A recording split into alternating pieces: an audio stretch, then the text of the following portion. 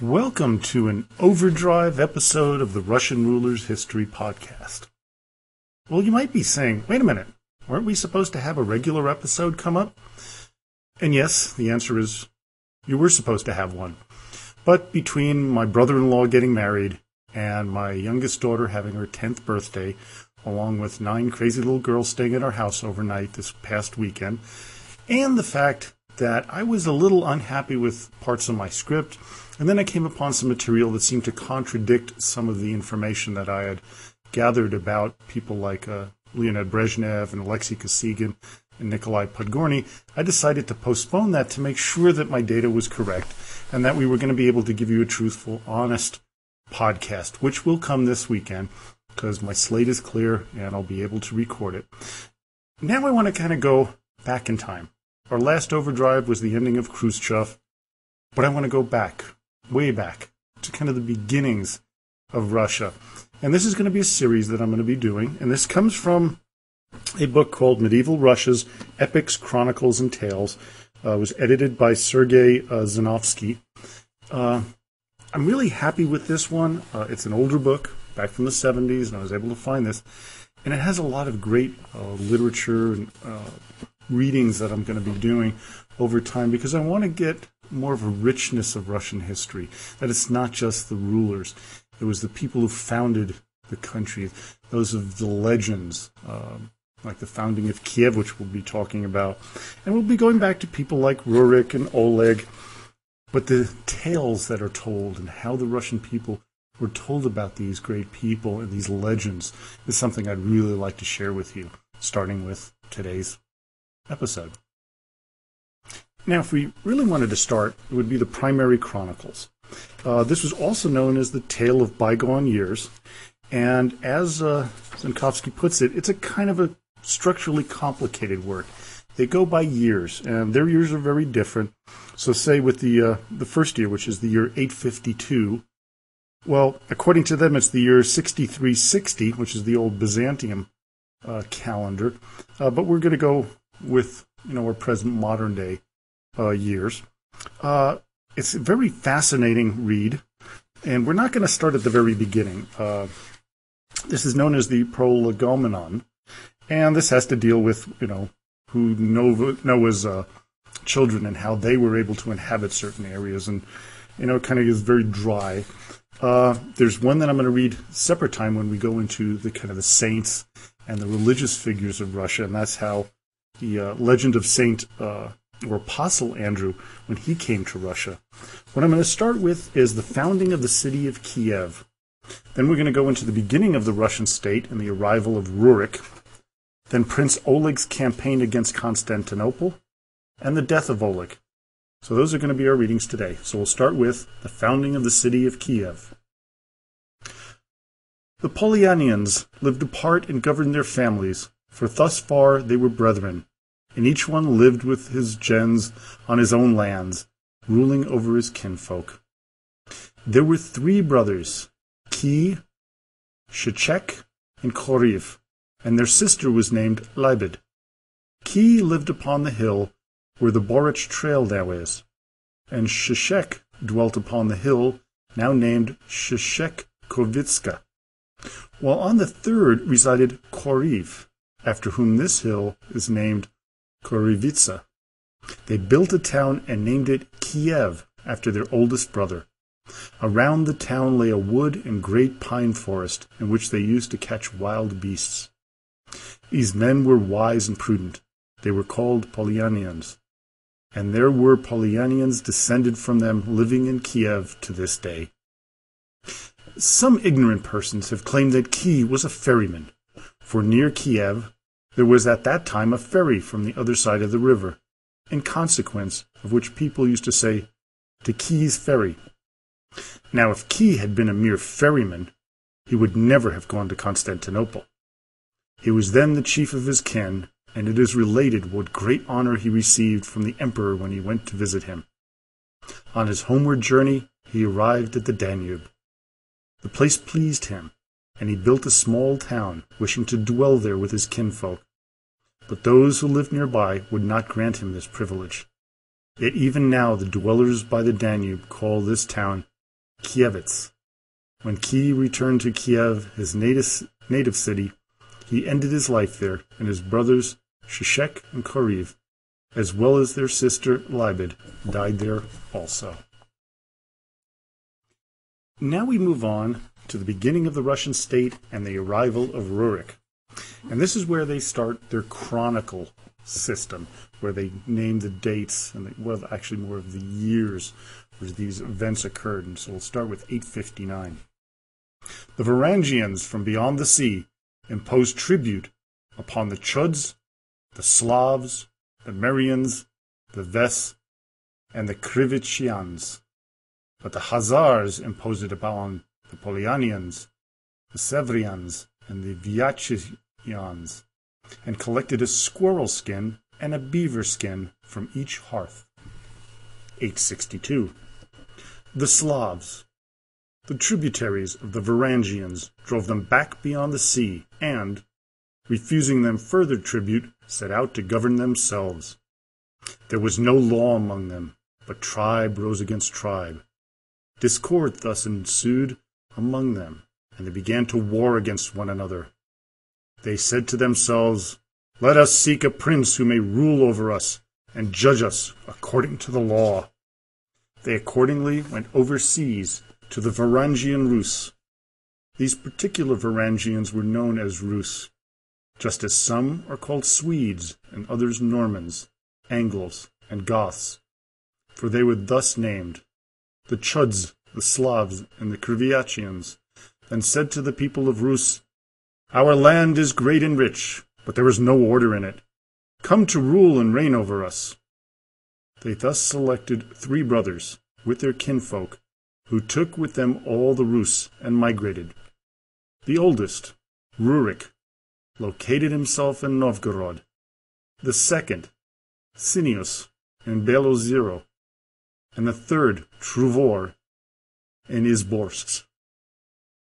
On account of these Varangians, the district of Novgorod became known as Russian land. The present inhabitants of Novgorod are descended from the Varangian race, but aforetime they were Slavs. After 2 years, Sinius and his brother Truvor died, and Rurik assumed the sole authority. He assigned cities to his followers, Polotsk to one, Rostov to another, and to another Belozero. In these cities there were thus Varangian colonists, but the first settlers were, in Novgorod, Slavs, in Polotsk, Kriviachians, at Belozero, Ves, in Rostov, Merians, and in Murom, Muromians. Rurik had dominion over all these districts. With Rurik there were 2 men who did not belong to his kin, but were boyars. They obtained permission to go to Constantinople with their families. They thus sailed down the Dnieper, and in the course of their journey they saw a small city on a hill. Upon their inquiry as to whose town it was, they were informed that 3 brothers, Ki, Shishak, and Koriv, had once built the city, but that since their deaths their descendants were living there as tributaries of the Khazars.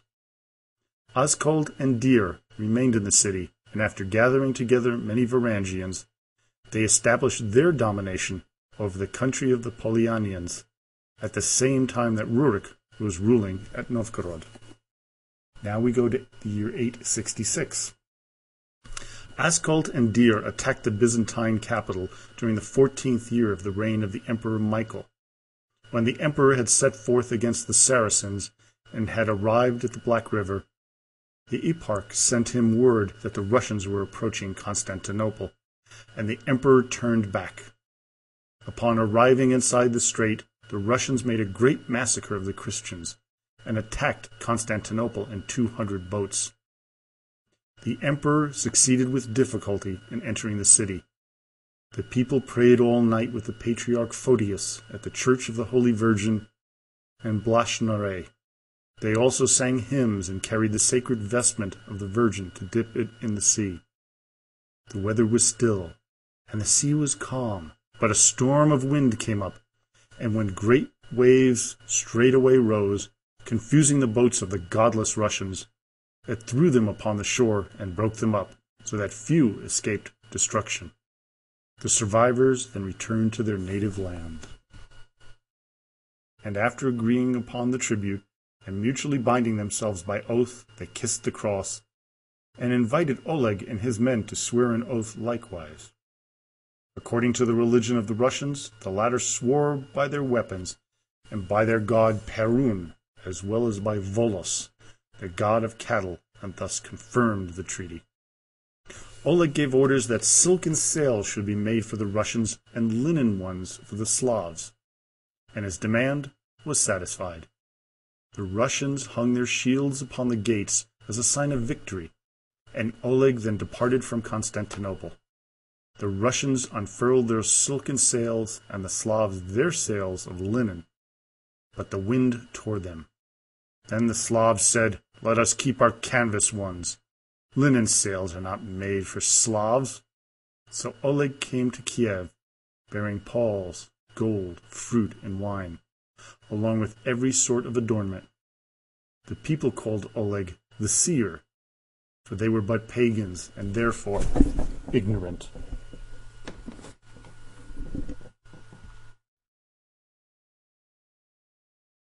The next one is the death of Oleg.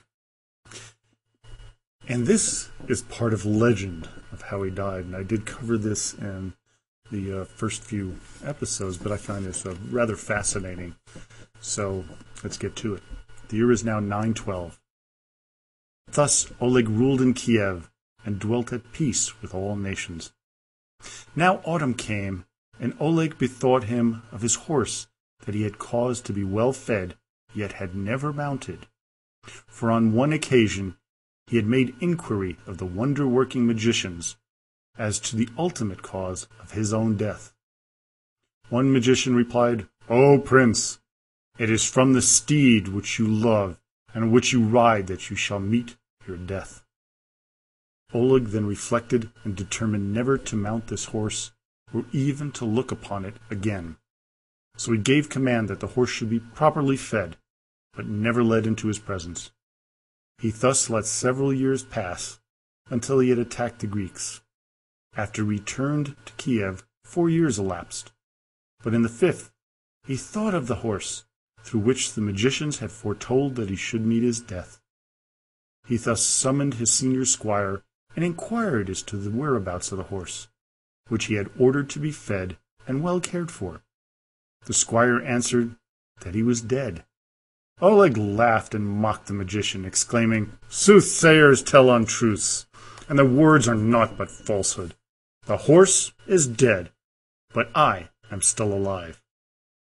Then he commanded that a horse should be saddled. "Let me see his bones," said he.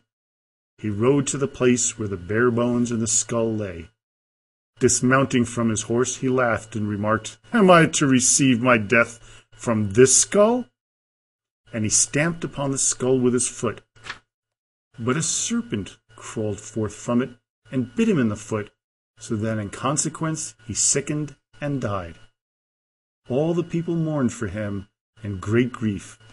They bore him away and buried him upon the hill which is called Shishekhovitsa. His tomb stands there to this day, and it is called the Tomb of Oleg. Well, the next part is Igor's death and Olga's revenge. Well, after Oleg died, Igor now became the ruler of Russia. He was not a very successful person in his military enterprises, and he was really not very popular as well. He had undertaken a campaign against the Slavic tribe of the Derivlians, and they lived near Kiev and near the Polish border, just between those two sites. And it resulted in his death. His widow, Olga, now very angry, cruelly revenged the death of her husband. And this is part of the folklore of her story and what happened after Igor died. We're now in the year 945. And this year, Igor's retinue said to him, "The servants of Svenald are adorned with weapons and fine raiment, but we are naked. Go forth with us, O prince, after tribute, that both you and we may profit thereby." Igor heeded their words, and he attacked Deriva in search of tribute. He demanded additional tribute and collected it by violence from the people, with the assistance of his followers. After thus gathering the tribute, he returned to his city. On his homeward way, he said to his followers, after some reflection, "Go forward with the tribute. I shall turn back and rejoin you later."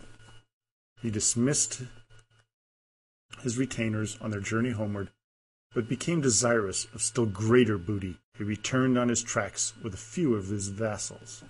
The Derivlians heard that he was again approaching, and consulted with Mal, their prince, saying, "If a wolf comes among the sheep, he will take away the whole flock one by one, unless he be killed.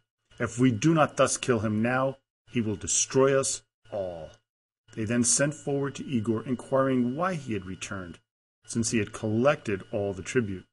But Igor did not heed them, and the Derivlians came forth from the city of Izkorodzin, and slew Igor and his company, for the number of the latter was few. So Igor was buried, and his tomb is near the city of Izkorodzin and Dereva, even to this day. But Olga was in Kiev with her son, the boy Sviatoslav.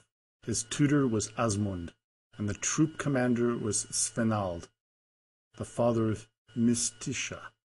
The Derivlians then said, "See, we have killed the prince of Russia. Let us take his wife Olga for our prince Mal, and then we shall obtain possession of Sviatoslav, and work our will upon him." So they sent their best men, 20 in number, to Olga by boat, and they arrived below Borichev in their boat. At that time the water flowed below the heights of Kiev, and the inhabitants did not live in the valley, but upon the heights.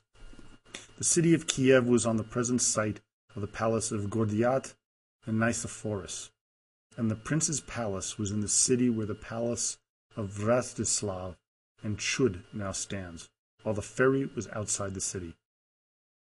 Without the city there stood another palace, where the palace of the cantors is now situated, behind the church of the Holy Virgin, upon the heights. This was a palace with a stone hall. Olga was informed that the Derivlians had arrived, and summoned them to her presence with a gracious welcome. When the Derivlians had thus announced their arrival, Olga replied with an inquiry as to the reason of their coming. The Derivlians then announced that their tribe had been sent them to report that they had slain her husband, because he was like a wolf, crafty and ravening, but that their princes, who had thus preserved the land of Dereva, were good, and that Olga should come and marry their prince Mal, for the name of the prince of Dereva was Mal. Olga made this reply: "Your proposal is pleasing to me. Indeed, my husband cannot rise again from the dead, but I desire to honor you tomorrow in the presence of my people. Return now to your boat, and remain there with an aspect of arrogance. I shall send for you on the morrow, and you shall say, 'We will not ride on horses nor go on foot. Carry us in our boat.' And you shall be carried in your boat." Thus she dismissed them to their vessel. Now Olga gave command that a large, deep ditch should be dug in the castle with the hall outside the city. Thus on the morrow, Olga, as she sat in the hall, sent for the strangers, and her messengers approached them and said, "Olga summons you to great honor." But they replied, "We will not ride on horseback nor in wagons, nor go on foot. Carry us in our boat." The people of Kiev then lamented, "Slavery is our lot. Our prince is killed, and our princess intends to marry their prince." So they carried the Derivlians in their boat. The latter sat up on their cross benches in great robes, puffed up with pride. They thus were borne into the court before Olga, and when the men had brought the Derivlians in, they dropped them into the trench along with the boat. Olga bent over and inquired whether they found the honor to their taste. They answered that it was worse than the death of Igor. She then commanded that they should be buried alive, and they were thus buried. Olga then sent messages to the Derivlians, to the effect that, if they really required her presence, they should send after her their distinguished men, so that she might go to their prince with due honor. for otherwise her people in Kiev would not let her go. When the Derivlians heard this message, they gathered together their best men, who governed the land of Deriva, and sent them to her. When the Derivlians arrived, Olga commanded that a bath should be made ready, and invited them to appear before her after they had bathed. The bathhouse was then heated up, and the Derivlians entered in to bathe. Olga's men closed up the bathhouse behind them, and she gave order to set it on fire from the doors, so that the Derivlians were all burned to death. Olga then sent to the Derivlians the following message. I am now coming to you, so prepare great quantities of mead in the city where you killed my husband, that I may weep over his grave and hold a funeral feast for him. When they heard these words, they gathered great quantities of honey and brewed mead. Taking a small escort, Olga made the journey with ease, and upon her arrival at Igor's tomb, she wept for her husband. She bade her followers pile up a great mound, and when they had piled it up, she also gave command that a funeral feast should be held. Thereupon the Derivlians sat down to drink, and Olga bade her followers wait upon them. The Derivlians inquired of Olga where the retinue was which they had sent to meet her. She replied that they were following with her husband's bodyguard. When the Derivlians were drunk, she bade her followers fall upon them, and went about, herself egging on her retinue to the massacre of the Derivlians. So they cut down 5,000 of them. But Olga returned to Kiev and prepared an army to attack the survivors. We now move to the year 946. Olga, together with her son Sviatoslav, gathered a large and valiant army and proceeded to attack the land of the Derivlians. The latter came out to meet her troops, and when both forces were ready for combat, Sviatoslav cast a spear against the Derivlians. But the spear went between the ears of his horse and struck its feet, for the prince was but a child. Then Sveinald and Asmund said, The prince has already begun battle. Press on, vassals, after the prince. Thus they conquered the Derivlians, and the result, that the latter fled and shut themselves up in their cities. Olga hastened with her son to the city of Izkorodzin, for it was there that her husband had been slain, and they laid siege to the city. The Derivlians barricaded themselves within the city and fought valiantly from it, for they realized that they had killed the prince, and to what fate they would in consequence surrender. Olga remained there for a year without being able to take the city, and then she thought out this plan. She sent into the town the following message. Why do you persist in holding out? All your cities have surrendered to me and submitted to tribute, so that the inhabitants now cultivate their fields and their lands in peace. But you would rather die of hunger without submitting to tribute. The Derivlians replied that they would be glad to submit to tribute, but that she was still bent on avenging her husband. Olga then answered, Since I have already avenged the misfortune of my husband twice on the occasions when your messengers came to Kiev, and a third time when I held a funeral feast for him, I do not desire further revenge, but am anxious to receive a small tribute. After I have made peace with you, I shall return home again. The Derivlians then inquired what she desired of them, and expressed their readiness to pay honey and furs. Olga retorted that at the moment they had neither honey nor furs, but she had one small request. Give me 3 pigeons, she said, and 3 sparrows from each house. I do not desire to impose a heavy tribute like my husband, but I require only this small gift from you, for you are impoverished by the siege. The Derivlians rejoiced and collected from each house 3 pigeons and 3 sparrows, which they sent to Olga with their greetings. Olga then instructed them, in view of their submission, to return to their city, promising that on the morrow she would depart and return to her own capital. The Drevlians re-entered their city with gladness, and they reported to the inhabitants the people of the town rejoiced. Now Olga gave to each soldier in her army a pigeon or a sparrow, and ordered them to attach by a thread to each pigeon and sparrow a match bound with small pieces of cloth. When night fell, Olga bade her soldiers release the pigeons and the sparrows. So the birds flew to their nests, the pigeons to their cotes, and the sparrows under the eaves. Thus the dovecotes, the coops, the porches, and the haymows were set on fire. There was not a house that was not consumed, and it was impossible to extinguish the flames because all the houses caught fire at once. The people fled from the city, and Olga ordered her soldiers to catch them. Thus she took the city and burned it, and captured the elders of the city.